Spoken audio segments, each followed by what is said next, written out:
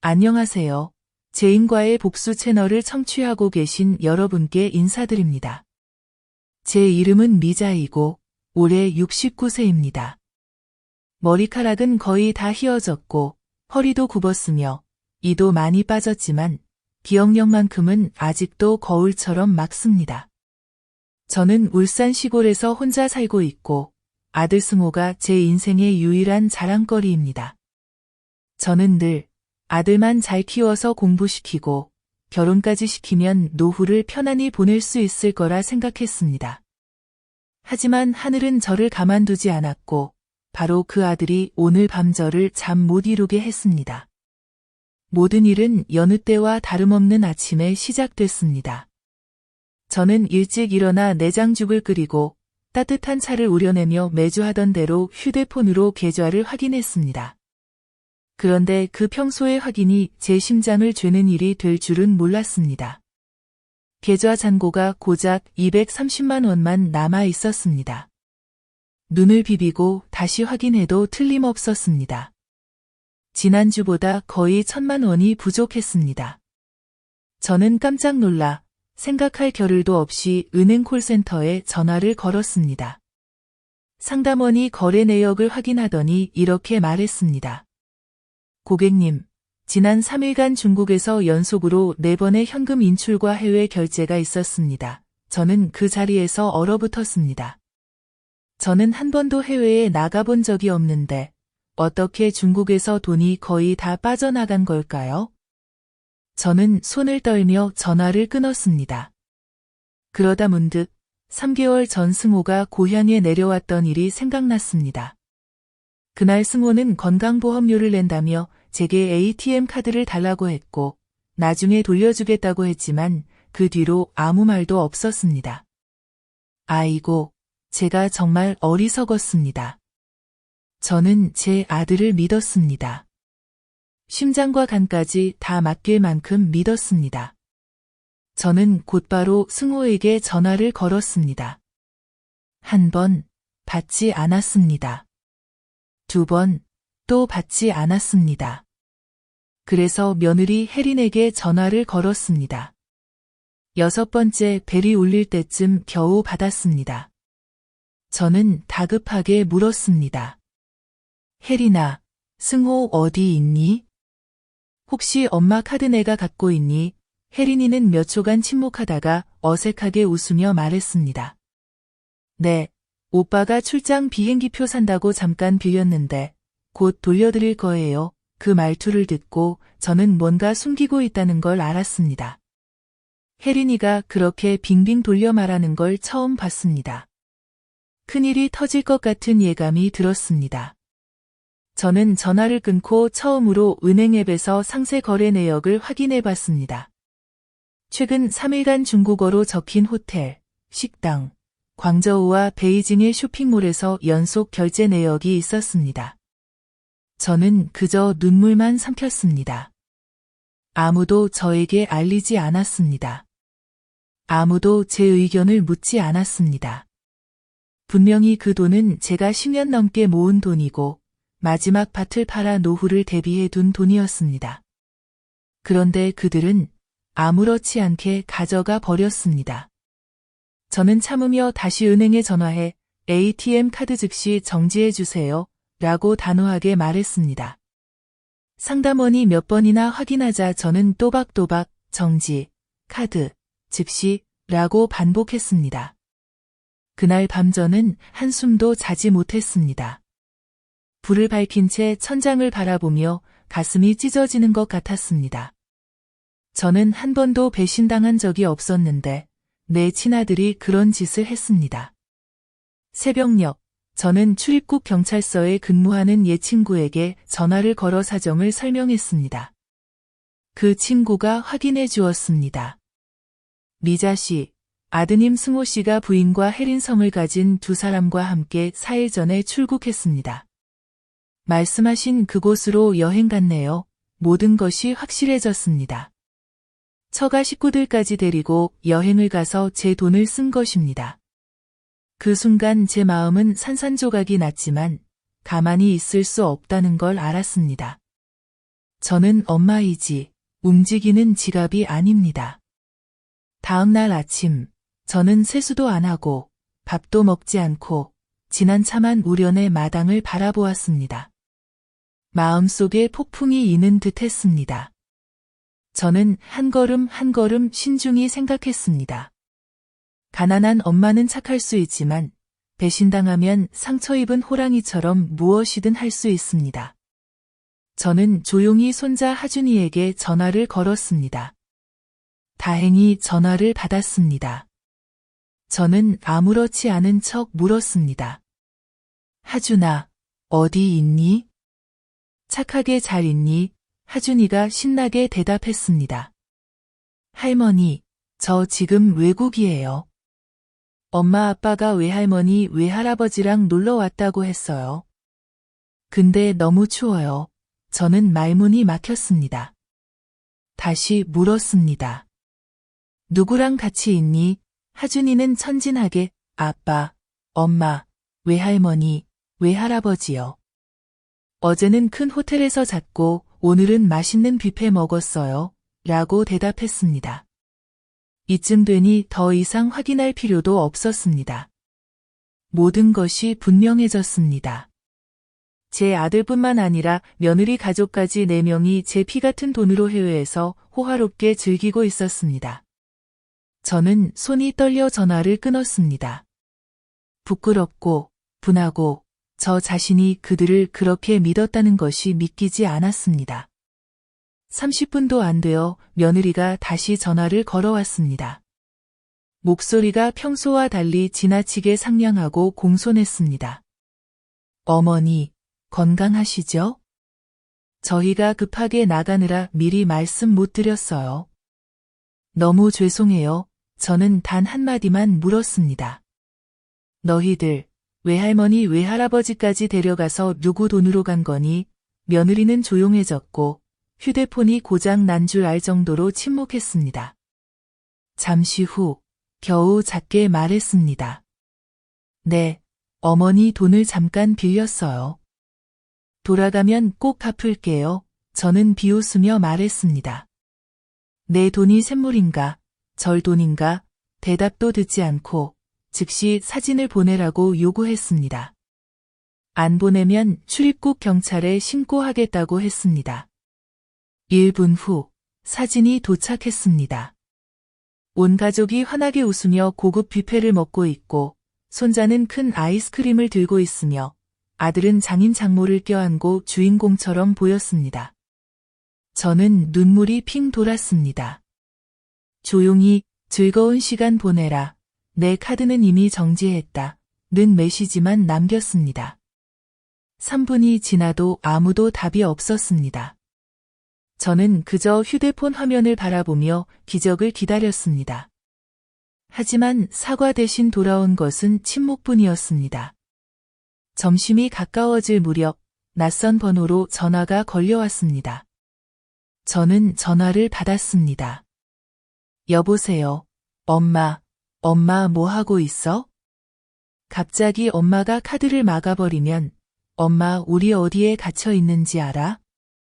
호텔에서 더 이상 못 있게 하고 식당에서도 외상 안 되고 돈도 다 떨어졌어.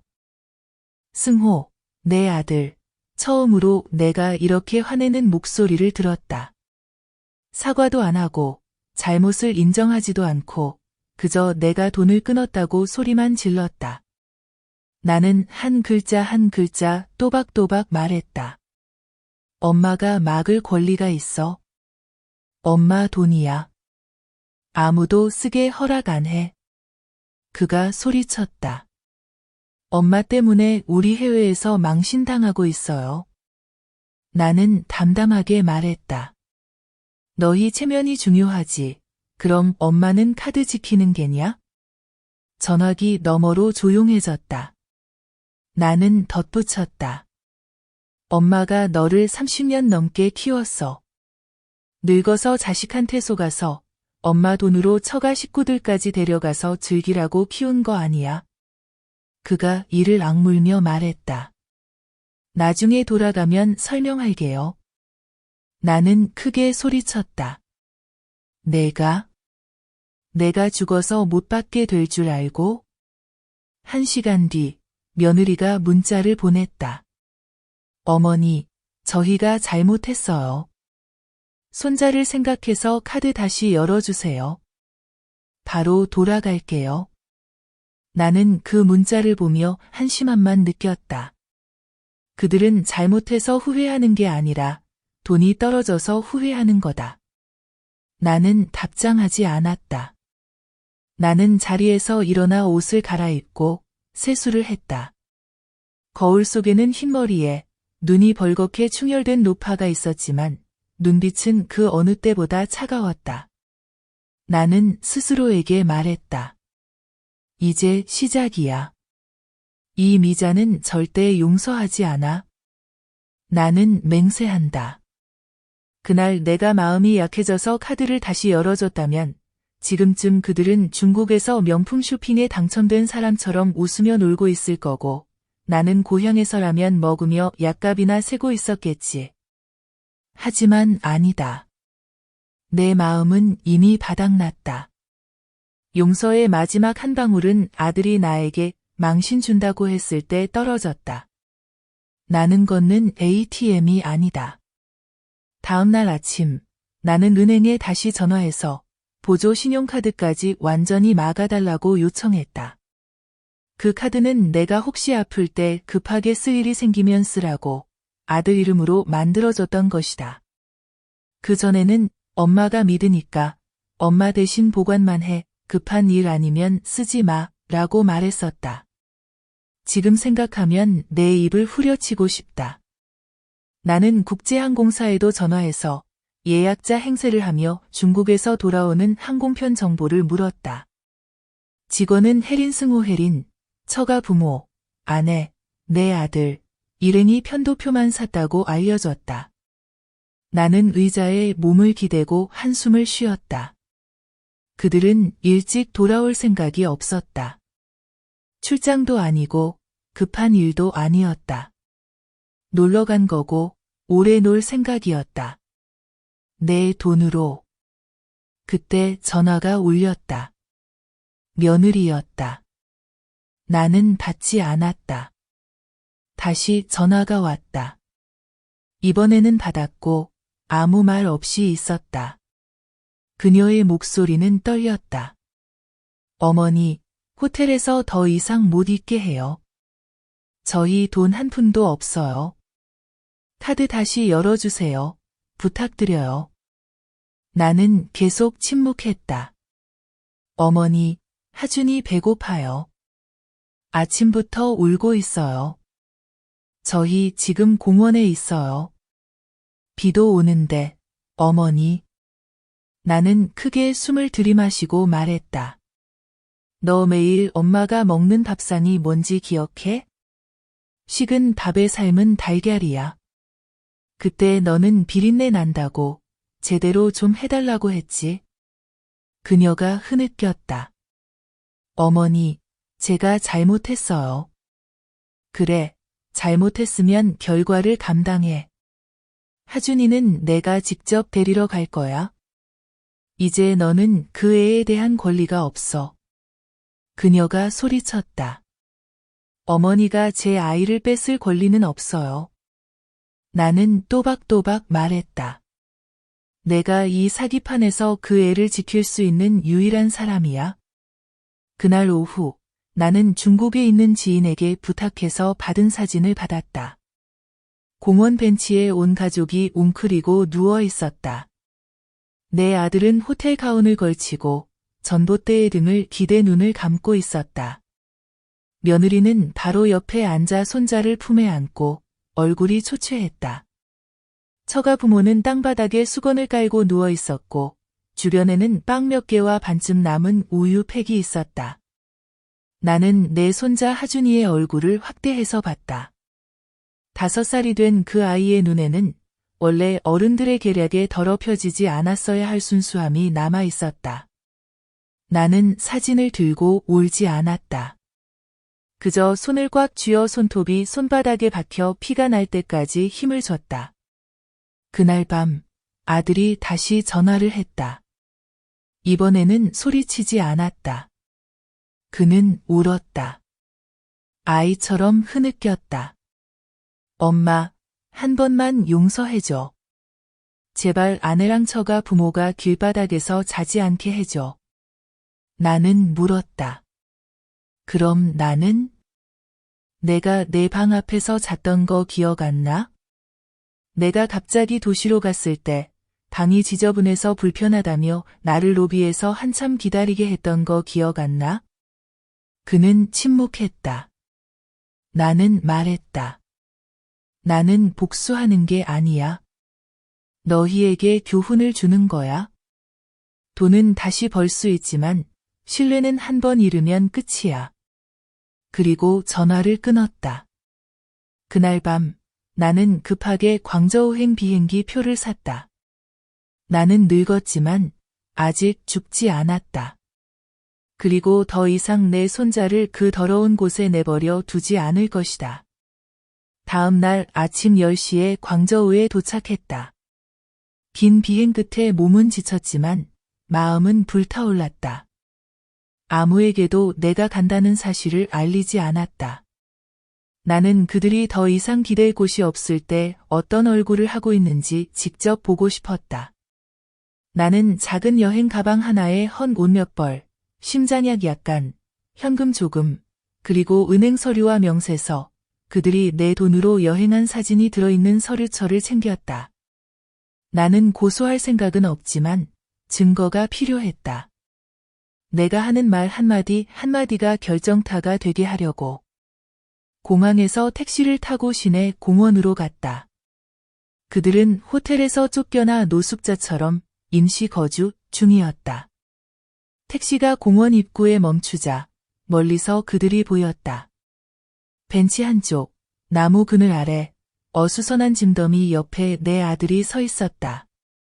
얼굴은 초췌하고 수염은 길게 자랐으며 눈은 움푹 들어가 있었다.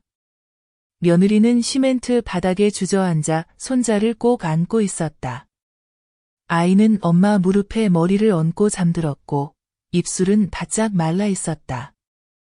처가 부모는 서로에게 낡은 빵을 나눠주고 있었고 눈에는 생기가 없었다. 그 광경, 만약 내가 당사자가 아니었다면 마음이 흔들렸을지도 모른다. 하지만 아니다. 나는 불쌍하다고 느끼지 않았다. 나는 그저 내 자신이 가여웠다. 제가 다가갔다. 아무도 나를 바로 알아보지 못했다. 내가 바로 앞에 서서 내 그림자가 햇빛을 가릴 때에야 내 아들이 고개를 들었다. 엄마, 엄마가 여기 왜 오셨어요? 나는 대답하지 않았다. 주위를 둘러보고 명령하듯 말했다. 승호야, 하준이 데려와. 아들은 더듬거리며 말했다. 엄마, 제발 이러지 마세요. 저희가 설명할게요. 나는 이를 악물고 말했다.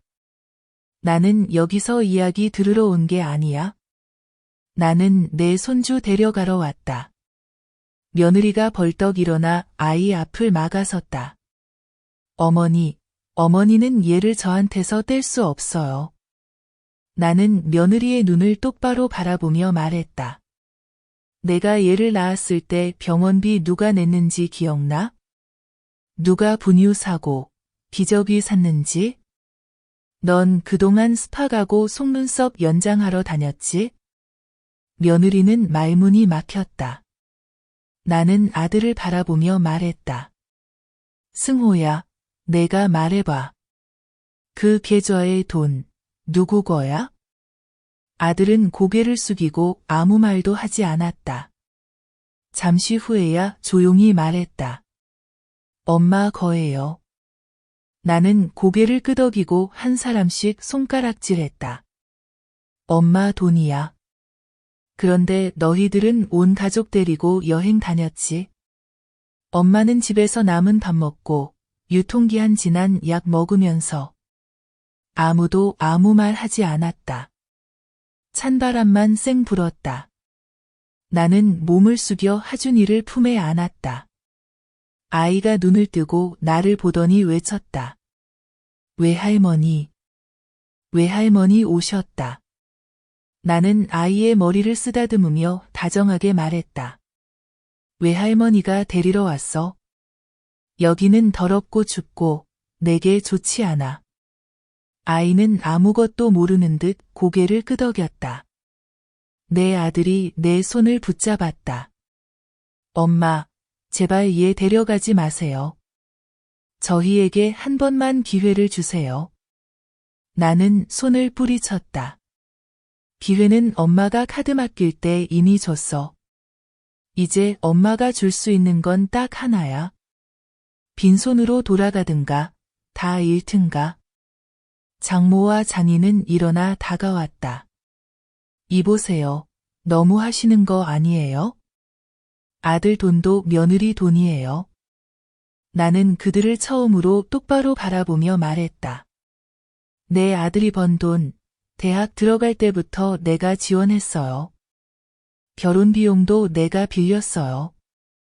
공평하게 말하면 이번 여행도 내가 낸 거죠. 근데 나는 못 갔어요. 그게 공평한가요? 그들은 말이 없었다. 나는 손주를 꼭 안고 등을 돌려 떠났다. 아무도 막지 못했다. 공원 문을 나설 때 며느리의 울부짖는 소리가 뒤에서 들렸다. 어머니, 제발요, 이번 한 번만 용서해 주세요. 나는 돌아보지 않았다. 나는 단 한마디만 모두 들릴 만큼 크게 말했다. 배신의 대가는 이제 시작이야. 나는 하준이를 다음 날 바로 한국으로 데려왔다. 아이는 참 착했다. 어디를 가도 내 손을 꼭 붙잡고 외할머니, 우리 집 아직 안 왔어요? 라고 계속 물었다. 마치 나도 길에다 버릴까봐 두려운 듯했다. 나는 대답하지 않고 고개만 끄덕이며 아이를 꼭 끌어안았다. 비행기 안에서 아이는 내 어깨에 기대 잠들었지만 나는 한숨도 잘 수 없었다. 집에 도착하자마자 아이를 씻기고 토종 달걀 넣은 라면을 끓여주었다. 아이는 맛있게 먹고 공원에서 추위와 배고픔을 겪은 적 없던 것처럼 골아떨어졌다. 나는 아이를 바라보며 마음이 아팠다. 죄 없는 아이, 사랑받아 마땅한 아이가 부모의 더러운 계략의 도구가 되어버렸다. 다음 날 아침, 나는 남편의 오랜 친구이자 현재 도청 경찰로 일하는 동철 아저씨에게 전화를 걸었다. 나는 모든 일을 숨김없이 이야기했다. 아저씨가 물었다. 언니, 돈 인출 및 부정 사용 증거 있어요? 나는 대답했다. 있어요. 은행 내역, 중국 여행사진, 출국 확인서까지. 아저씨는 모든 자료를 보내라고 했다. 원한다면 신뢰남용에 의한 횡령 혐의로 수사도 가능하다고 했다. 비록 친자식이라도 내 명의의 돈은 허락 없이 건드릴 수 없다. 나는 하루를 고민하고 서류를 보냈다. 자식을 버리려는 게 아니다. 내가 원하는 건 가족이라고 해서 아무거나 마음대로 할 수 없다는 걸 알게 하는 것이다. 특히 나처럼 자식을 위해 허리 휘었던 엄마에게는 더더욱. 사흘 뒤 동철 아저씨가 다시 전화했다. 애들이 귀국했어요. 정식 고소장 접수할 거예요? 나는 대답했다. 네, 하지만 지금은 아니에요. 좀 더 두고 볼 거예요. 얘네가 또 무슨 짓을 하나. 그날 오후 아들이 집 앞에 왔다. 문을 두드릴 용기도 없이 멀리서 바라만 봤다.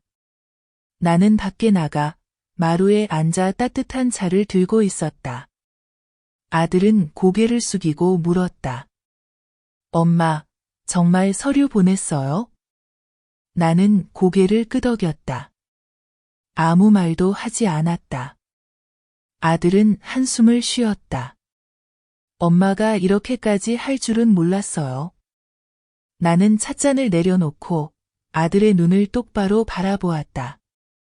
나는 내가 엄마 돈으로 처가 식구들까지 데려가고 나중에 엄마한테 말하려고 했다고 할 줄은 몰랐어. 아들은 마당에 주저앉아 머리를 감쌌다. 잘못했어요. 정말 잘못했어요, 엄마. 나는 마음을 움직이지 않았다. 잘못은 대가를 치러야 해. 내가 한 일, 내가 책임져. 같은 날 오후, 며느리에게 전화가 왔다. 나는 받지 않았다. 하지만 며느리는 장문의 문자를 남겼다. 미안하다는 말, 반성한다는 말, 한 푼도 빠짐없이 갚겠다는 약속. 마지막에는 이런 말이 있었다. 제발 어머니, 이 일 크게 만들지 마세요. 시댁 명예에 해가 될까 봐요. 나는 헛웃음이 나왔다. 기뻐서가 아니라 자기 집안 체면만 생각하는 그런 사람을 보니 우스워서. 시어머니 명예는 아랑곳하지 않고. 나는 메시지 캡처를 동철 아저씨에게 바로 보냈다. 필요할 때 연락 주세요. 언제든 출석하겠습니다. 다음 날 아침, 낯선 번호로 전화가 왔다. 엄격한 남자 목소리가 들렸다. 미자 씨 맞죠? 나는 승호 장인입니다. 들으니 이번 일을 크게 만들 생각이시라던데? 나는 놀라지 않았다. 이런 전화가 올 걸 오래전부터 예상했다. 그가 이어 말했다. 이렇게 하는 건 집안 망신입니다. 그래도 사돈인데 적당히 하시죠. 나는 냉소적으로 짧게 답했다. 그쪽도 자기 딸부터 잘 가르치세요. 아니면 그쪽 집안 이름도 수사 기록에 오를 겁니다. 상대방은 아무 말이 없었다. 나는 말을 이었다. 나는 가난하고 늙었지만 바보는 아닙니다. 내 돈과 내 손주를 건드리면 왕이라도 고소할 겁니다. 나는 전화를 끊었다. 조금도 두렵지 않았다. 이번엔 내가 잃을 게 없다는 걸 알기 때문이다. 그리고 제 이야기를 계속하기 전에 영상의 좋아요를 눌러주시고 채널 구독과 알림 설정을 잊지 마세요. 그래야 제인과의 복수 채널에서 전하는 감동적이고 인간미 넘치는 가족 이야기를 놓치지 않을 수 있습니다. 들어주신 모든 분들께 감사드립니다. 제 이야기로 다시 돌아가서 저는 그날 전화 이후에 시댁 쪽이 조용해질 줄 알았습니다. 하지만 아니었습니다. 그들은 두려워하지도 않고 연기하는 법을 잘 압니다. 불과 3일 만에 온 마을이 소란스러워졌습니다. 시장에서 채소를 파는 남할머니가 헐레벌떡 달려와서 저에게 알렸습니다. 미자 씨, 누가 전화해서 며느리가 예전에 손자를 저주했다고 시어머니를 학대한다고 했어요? 또 시댁을 빨대 꽂는 집안이라고 욕했다고 하던데 괜찮으세요? 저는 소름이 돋았습니다. 저는 이런 역심리 작전을 잘 압니다. 그들은 저를 피해자에서 가해자로 만들려고 저를 가장 보기 안 좋은 구석, 즉 괴팍하고 못된 성격 때문에 자식들에게 외면당하는 미운 노인네로 몰아넣으려는 것입니다. 저는 앉아서 휴대폰을 열어 메시지를 확인했습니다. 예상대로였습니다. 10개가 넘는 낯선 번호가 부재중 전화로 찍혀 있었고 익명 메시지, 악의적인 말들이 쏟아졌습니다. 제가 나이가 들어서도 쪼잔하다고, 요즘 젊은 세대가 누가 한 번쯤은 씀씀이를 넘기지 않느냐, 스스로를 돌아보라, 는 말까지 있었습니다. 저는 답장하지 않았고 메시지도 지우지 않았습니다. 모두 저장해 두었습니다. 그날 밤 중년 여성에게서 전화가 왔습니다. 날카로운 목소리였습니다. 미자 씨, 저는 혜린이네 사촌이에요. 듣자 하니 큰일을 벌이고 계시다면서요. 손주들 복이 떨어질까봐 두렵지도 않으세요? 저는 부드럽게 대답했습니다. 정의를 되찾기 위해 복을 잃는다면 기꺼이 감수하겠습니다. 그리고 전화를 끊었습니다. 하지만 저는 이 일이 아직 끝나지 않았다는 걸 알고 있었습니다. 그들은 법을 두려워하지 않습니다. 그저 망신당하는 걸 두려워할 뿐입니다. 그리고 저를 물러서게 만들기 위해 온갖 방법을 쓰고 있습니다. 저는 경찰 친구 동철에게 전화해서 모든 세부 사항을 이야기했습니다. 동철은 저에게 말했습니다. 이런 전화는 녹음해 두세요. 협박이나 명예훼손이 있으면 다른 죄목으로도 고소할 수 있습니다. 그날 이후로 전화가 울릴 때마다 녹음 모드를 켜두었습니다. 예상대로 매일 최소 3번은 공격적인 전화가 걸려왔습니다. 사회복지사인 척하는 사람도 있었습니다. 심리적으로 괜찮으세요? 라며 마치 제가 정신병이라도 있는 것처럼 물었습니다. 저는 한 번 하준이에게 스피커폰으로 들려주었습니다. 하준이는 저를 바라보며 물었습니다. 할머니, 저 사람들이 할머니가 미쳤대. 진짜야? 저는 아이를 품에 안고 떨리는 목소리로 말했습니다. 아니야. 할머니는 그냥 나이 든 사람이야. 남들에게 신뢰를 다 빼앗긴 사람일 뿐이야. 다음 날 아침, 저는 길모퉁이 카페로 걸어갔습니다. 거기서 법률 잡지 기자 성훈 씨와 만나기로 했습니다. 저는 사진, 녹음 파일, 메시지, 은행 거래 내역까지 모두 건넸습니다. 그는 말했습니다. 이 자료는 대형 소송보다도 더 충분합니다. 만약 명확히 하고 싶으시다면 수사기관에 정보 제공을 도와드릴 수 있습니다. 저는 말했습니다. 신문에 내고 싶은 게 아니라 정의만 필요해요. 그는 고개를 끄덕였습니다. 해질 무렵 낯선 사람이 집 앞에 서 있었습니다. 모자를 쓰고 선글라스를 끼고 있었습니다. 제가 나가자 그 사람은 빠르게 사라졌습니다. 하지만 저는 그의 소매에 새겨진 붉은 용 문신을 보았습니다. 시댁 쪽 처남과 똑같은 문신이었습니다. 저는 알았습니다. 그들이 저를 협박하고 있다는 것을. 그날 밤, 저는 집 한가운데 앉아 뜨거운 차를 들고 있었습니다. 가랑비가 내리고 바람이 창문을 통해 스며들어 오싹한 기분이 들었습니다. 하지만 저는 두렵지 않았습니다. 단 한 가지를 기억했습니다. 저는 맨손으로 자식을 키워냈고 가족을 위해 건강까지 바쳤습니다. 그렇다면 지금도 맨손으로 위선자들과 맞설 수 있습니다. 그리고 저는 맹세했습니다. 모두가 진짜 얼굴을 드러낼 때까지 멈추지 않겠다고. 불과 이틀 뒤, 저는 아무에게도 알리지 않고 광저우로 가는 표를 샀습니다. 이번에는 손자를 찾으러 가는 게 아니라 한 가지 일을 끝내기 위해서였습니다. 며느리의 사기 증거를 현지 권한 있는 사람에게 제출하기 위해서였습니다. 타국에서 불법적으로 돈을 쓴 일이 내 아이가 대신 잡혀가는 이유가 되어서는 안 됩니다. 책임져야 할 사람이 있다면 돈을 쓴 사람이지 이용당한 사람이 아닙니다. 저는 중국어에 능통하지 않지만 예전에 통역을 했던 지인이 있었습니다. 저는 그에게 함께 가서 그들이 묵었던 호텔에서 통역을 부탁했습니다.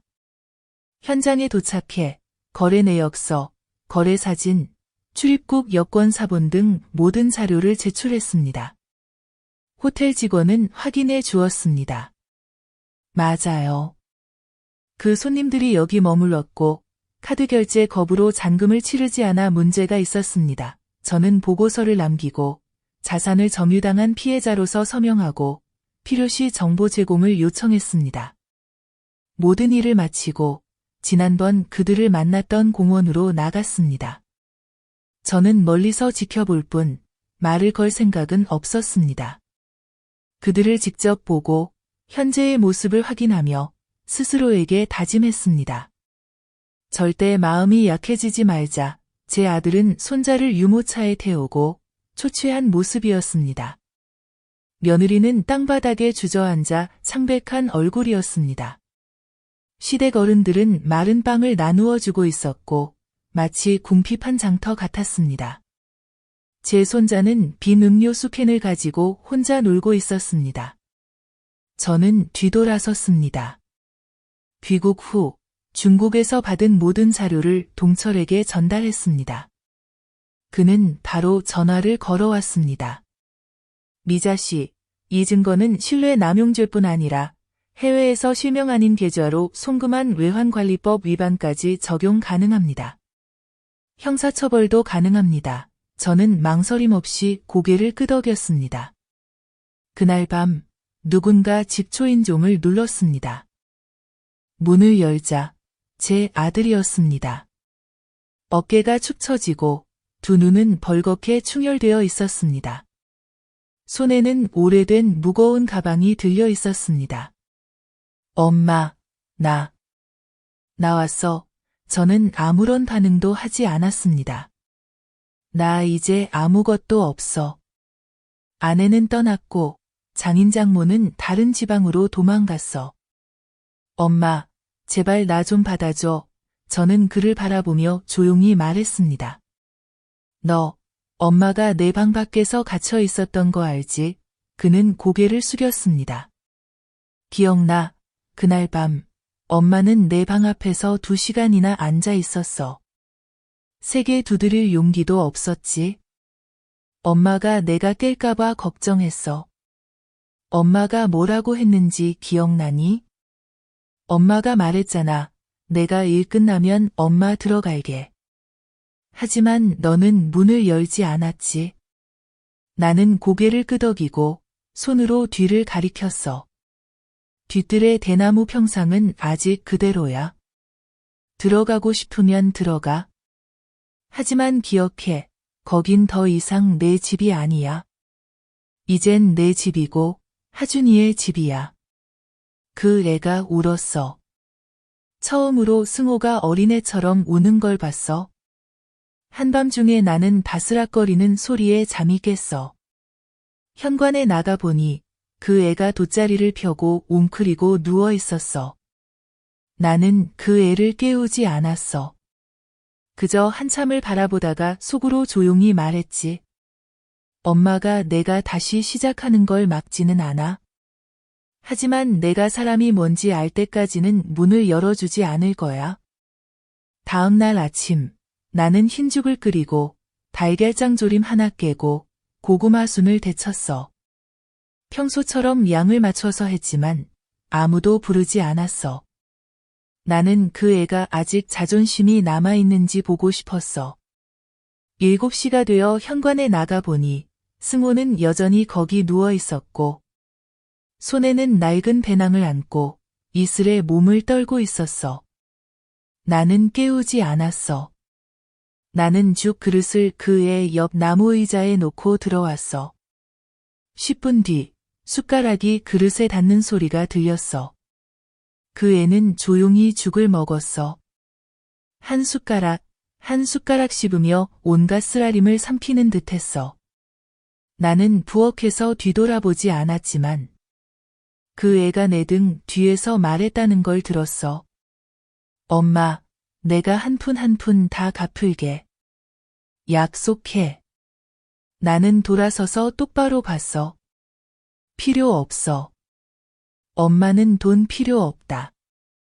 엄마는 내가 정신 차리는 게 필요해. 그 애는 고개를 숙이고 대답하지 않았어. 나는 마주 앉아 주머니에서 서류 뭉치를 꺼냈어. 이건 은행 내역서, 엄마가 경찰에 낸 증거야. 그리고 이건. 나는 다른 서류를 꺼내 그 앞에 놓았어. 협조한 사람을 위한 처벌 감경 탄원서야. 평온하게 살고 싶으면 다 털어놔. 숨기지 마. 그 애는 놀란 눈으로 나를 봤어. 엄마, 진짜 나를 법정에 세울 생각이야? 나는 목소리를 바꾸지 않았어. 엄마가 미는 게 아니라 내가 스스로 가는 거야. 엄마는 내가 길을 잃지 않게 도와줄 뿐이야. 그 애는 말을 잇지 못하고 눈이 빨개졌어. 그날 오후 나는 그 애를 도청 수사기관에 데려갔어. 가는 길에 아무 말도 하지 않았어. 사무실에 들어설 때 그 애는 나를 보며 조용히 말했다. 엄마, 같이 와줘서 고마워. 나는 대답하지 않고 고개만 끄덕였어. 그 애는 모든 걸 털어놨어. 내 ATM 카드를 훔쳐 내 정보를 이용해 국제 신용카드를 만들고 아내와 처가 식구들과 여행을 계획한 것까지 모든 걸 피하지 않고 자세히 말했다. 수사관은 메모하며 고개를 끄덕였다. 이렇게 협조하면 형이 가벼워질 거예요. 돌아오는 길에 그 애가 내게 물었다. 엄마, 아직도 화나? 나는 대답했다. 화는 나지.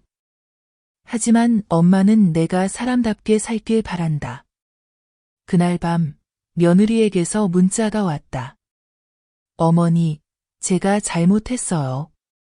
저는 친정 식구들한테 부추김을 받아서 바보같이 이제 모든 걸 잃었어요. 마지막으로 아이를 한 번만 만나게 해주세요. 나는 읽고 지웠어. 답하지 않았어. 하준이는 내가 군청 장터에서 사온 곰인형을 안고 곤히 자고 있었어. 엄마가 뭘 빌었는지 알 필요도 없어. 아이에게 필요한 건 그저 편안한 잠이야. 나는 승호가 누웠던 그 현관 평상에 나갔어. 아직도 이불 자국이 남아 있었어. 나는 앉아 깊이 숨을 들이쉬었어. 나는 한때 아이를 잃을까 두려워했고, 그 다음엔 손주를 잃을까 두려웠지. 하지만 지금은 나 자신을 잃을까봐 두려워. 나는 눈을 감고 조용히 다짐했어. 내가 잘못하면 내가 고쳐준다. 하지만 딱 한 번이다. 한 번 더면 나는 손 뗀다. 승호가 자수하고 상세 진술서를 쓴 지 일주일 만에 수사기관에서 내 며느리 혜린이에게 공식 소환장을 보냈다. 이번엔 더 이상 도망칠 수 없었다. 불법 인출, 개인적 목적 사용. 초기 조사에서 허위 진술까지 증거가 다 있었다. 그날 밤까지 아무 소식도 없었다. 낯선 번호가 전화해와서 받자마자 울먹였다. 어머니, 제발요. 제가 잘못했어요. 감옥은 못 가요. 아직 어린애도 있는데.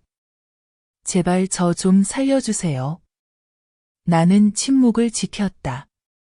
머릿속에는 그 애가 호텔 침대에 누워 내 돈으로 진수성찬을 먹고 내 아들에게 엄마한테 물어볼 필요 없어. 늙어서 아무것도 몰라. 라고 말하던 장면이 떠올랐다. 그 애는 나를 짐짝처럼 대했던 적이 있다. 이제는 그 애가 자신의 죄에 묶여버렸다. 나는 냉정하게 물었다. 이제야 시어머니가 생각나니? 그 애는 울음을 터뜨렸다. 정말 잘못했어요. 한 번만 실수했어요. 용서해주세요. 나는 또박또박 말했다. 내 실수 때문에 엄마가 병원에 갈 뻔했다. 손주가 길거리에 나앉을 뻔했다. 며느리야, 잘못했으면 책임져. 용서는 없어. 나는 전화를 끊었다.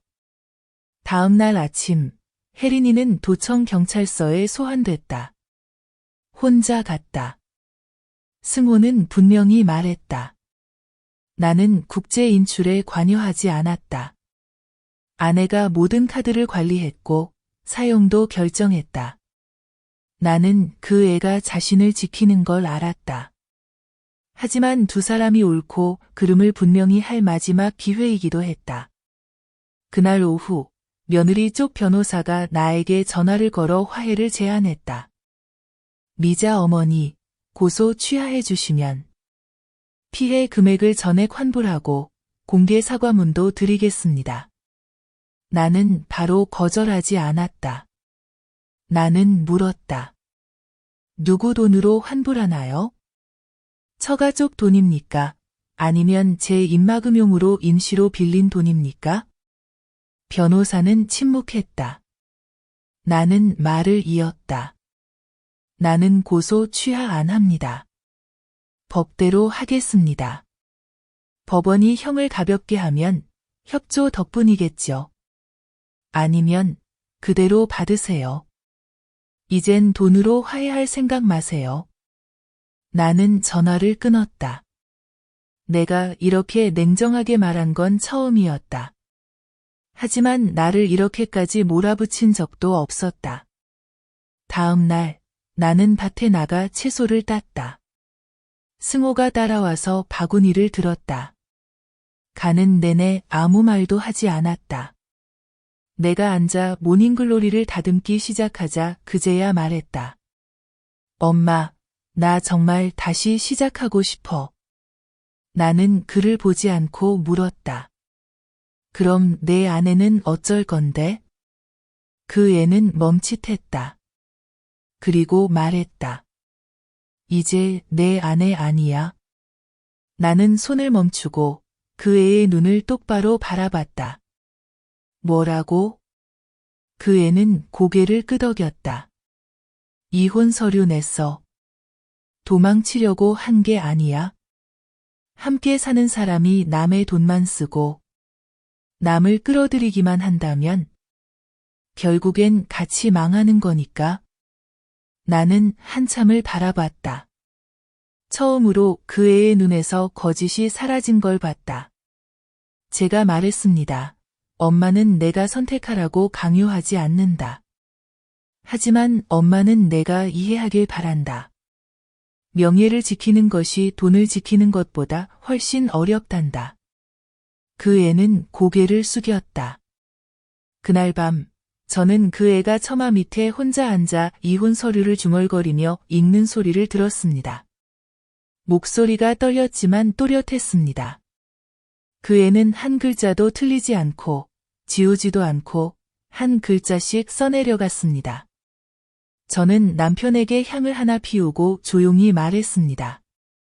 여보, 아마 이번에는 우리가 정말로 그 애를 바로잡을 수 있을 것 같아요. 이슬비가 내리던 어느 오후, 저는 집에서 하준이의 낡은 옷을 꿰매고 있었는데 문 두드리는 소리가 났습니다. 문을 열자 낯선 여자가 보였고 소박하게 입었지만 눈빛은 날카로웠습니다. 그녀는 스스로를 수정이라고 소개했고 제 며느리의 예전 직장 동료라고 했습니다. 그녀가 말했습니다. 미자 씨, 얘기 들었어요. 제가 여기에 온 건 혜린 씨와 예전에 함께 일한 적이 있어서예요. 그리고 이걸 드릴 게 있어요. 그녀는 가방에서 복사된 서류 뭉치를 꺼냈습니다. 7년 전의 징계 결정서였습니다. 내용은 분명했습니다. 윤혜린, 회계 직원, 횡령 및 장부 조작으로 해고됨. 저는 충격의 말을 잃었습니다. 이 비밀은 우리 가족 중 누구도 몰랐던 것이었습니다. 수정 씨는 한숨을 쉬며 말했습니다. 그때 우리 모두 알았어요. 하지만 그녀는 교묘하게 모든 죄를 막 들어온 신입 직원에게 뒤집어 씌우고 그 아이에게 본인을 구하기 위해 서명을 강요했어요. 회사는 내부적으로 처리했고 법적 조치는 없었죠. 그 후 그녀는 결혼해서 완전히 떠나버렸고 그래서 이 일도 묻혀버렸어요. 저는 의자에 털썩 주저앉았습니다. 그동안 저는 며느리가 회계사라서 분명히 유능하고 살림도 잘 챙길 거라 생각했습니다. 설마 피 속에 이미 남의 돈을 훔치는 습관이 있을 줄이야? 그날 밤 저는 승호를 불러 서류를 그의 앞에 놓았습니다. 그는 서류를 쳐다보며 창백해졌습니다. 엄마가 이걸 어떻게 알았어요? 저는 말했습니다. 엄마가 어떻게 알았는지는 중요하지 않아. 중요한 건 내가 잘못된 사람을 선택했다는 거야. 그는 떨리는 손으로 서류를 집어들고 눈에 눈물이 맺혔습니다. 정말 몰랐어요, 엄마. 엄마, 저 믿어주세요. 저는 말을 끊었습니다. 엄마가 믿었으면 이미 돈도 없고 힘도 없었을 거야. 이제 엄마는 오직 이 서류만 믿는다. 그는 책상에 고개를 떨구었습니다. 저는 말을 이었습니다. 봐라, 이번이 처음 훔친 것도 아니야. 그저 습관일 뿐이야. 내가 그 돈으로 여행을 간 게 가족을 사랑해서라고 생각했니? 아니야. 남의 돈을 자기 돈처럼 쓰는 게 습관이 된 거야. 그는 오랫동안 침묵하다가 말했습니다. 저 자신이 무서워요. 엄마한테 대들고 그녀를 변호했는데. 그런데 저는 단호하게 말했습니다. 그 무지의 대가는 이제 내가 직접 치러야 해.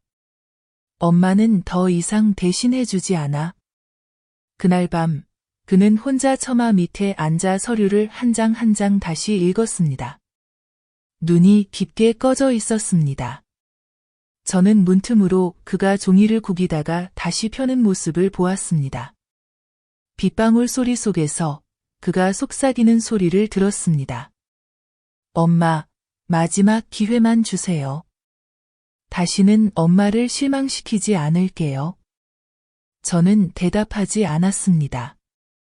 저는 단지 향을 하나 더 피우며 이번만큼은 그의 말이 바람에 흩어지지 않기를 기도했습니다. 다음 날 아침, 저는 하준이를 데리고 집 근처 유치원에 입학 수속을 하러 갔습니다. 젊은 교사가 활짝 웃으며 물었습니다. 아기가 이름이 뭐예요? 누구랑 살아요? 저는 단호하게 대답했습니다. 이름은 하준이고 외할머니와 살아요. 앞으로 모든 서류는 저에게 연락하세요.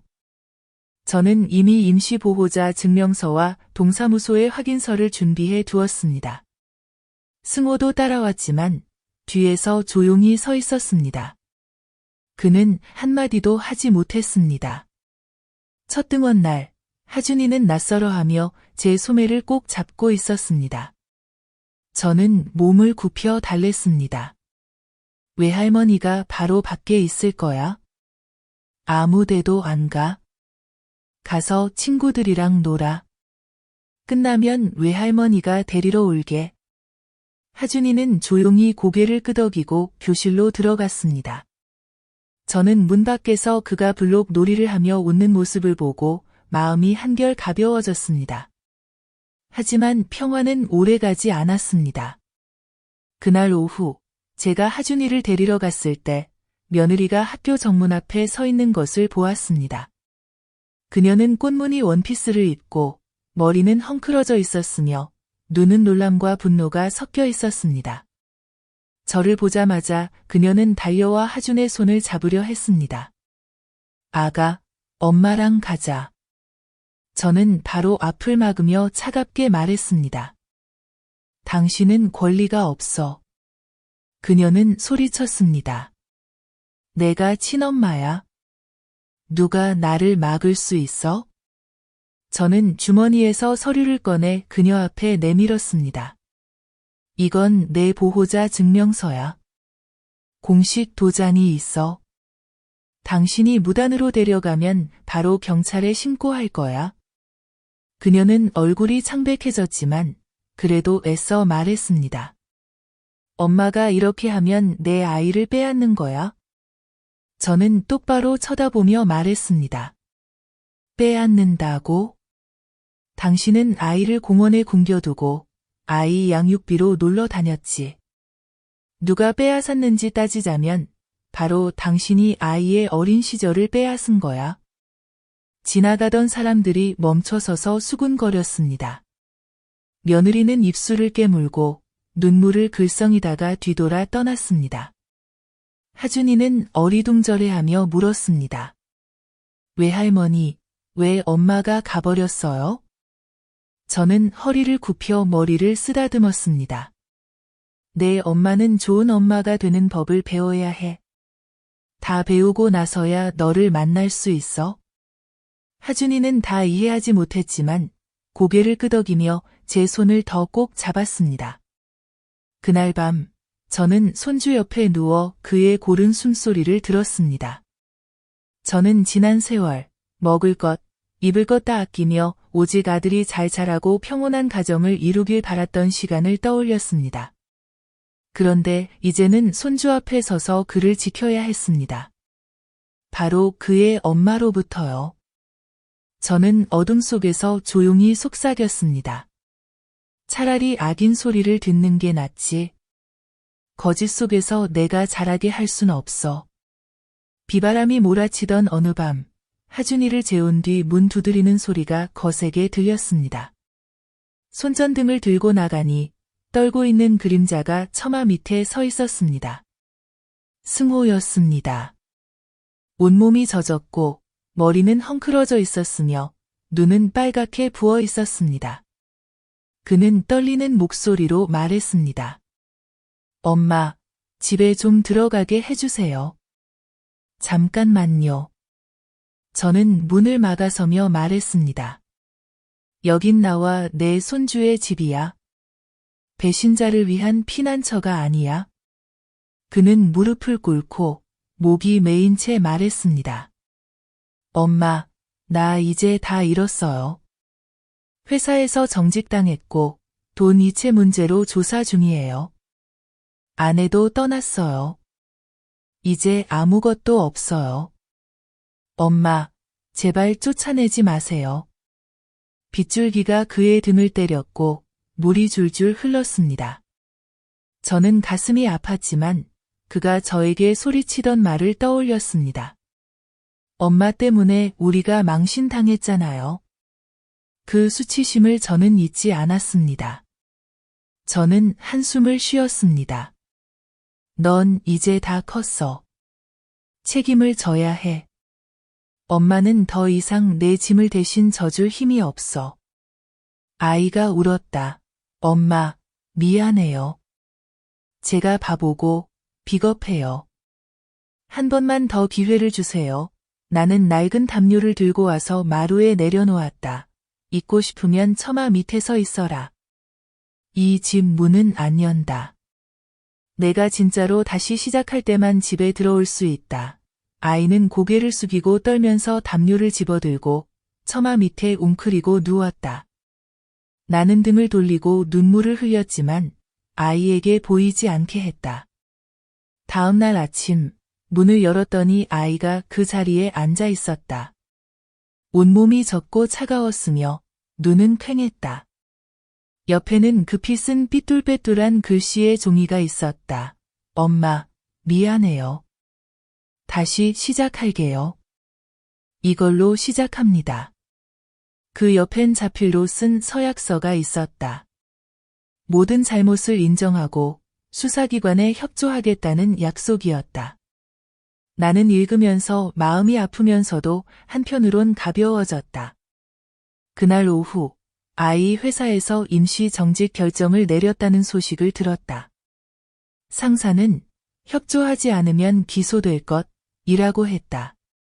아이도 더 이상 물러설 길이 없다는 걸 알고 내가 시킨 대로 하기로 했다. 하지만 안타깝게도 며칠 뒤 아이에게서 문자가 왔다. 엄마, 더는 못 버티겠어요. 그냥 죽고 싶어요. 나는 급히 전화했다. 아이 목소리는 떨렸다. 너무 창피해요. 어디를 가도 사람들이 손가락질해요. 나는 소리쳤다. 내가 어리석은 짓 하면 나는 내가 돈 뺀 날부터 죽은 셈 친다. 남자는 창피해서 죽는 게 아니다. 남자는 살아서 명예를 되찾는 거다. 전화 너머로 한참 조용하다가 아이가 흐느꼈다. 엄마, 노력할게요. 나는 전화를 끊고 처마 밑에서 놀고 있는 하준이를 바라봤다. 나는 마음속으로 다짐했다. 내가 단호해져야 한다. 차라리 아이가 나를 미워하게 두더라도 수치심에 목숨을 잃게 할 수는 없다.